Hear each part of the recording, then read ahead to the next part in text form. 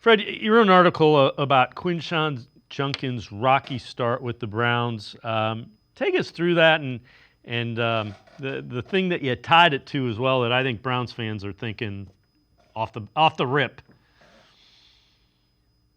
Yeah, I mean, you drafted the guy, I mean, from Ohio State. I mean, personally, I wrote and I kind of liked Travion Henderson over Judkins, but I favored him getting one of those guys.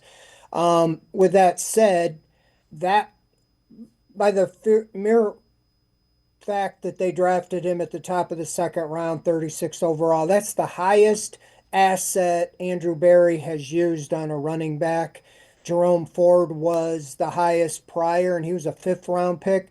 The fact that he drafted two running backs, one in the second, one in the fourth, tells you what they were planning on doing. Judkins is more of a power back. I think that Rocky is an understatement. This is a big blow, in my opinion, to the Browns' plans. They're not going to talk about that, but on the onset of camp, he gets arrested. His status is really up in the air. There's no question they were planning on having him the first down, second down back, trying to get back to a power running game.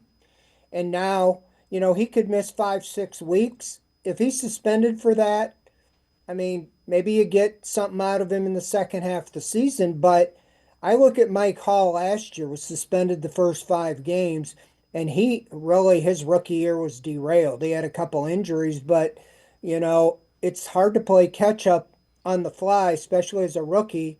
If he comes back 5, 6 games in, and plus those first 6 games are when you really need him the most. You're playing six really good teams, five that went to the playoffs last year.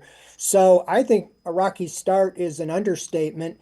And then you drafted him hoping he hits the ground running and makes everybody kind of forget about Nick Chubb. I mean, if Judkins is rushing for 100, 150 yards a game, and scoring a touchdown or two, it's easier to soften the blow with Nick Chubb not being there.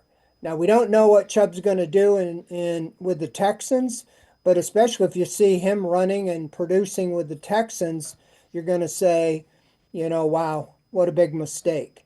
The Browns had to feel that it was time to move on from him.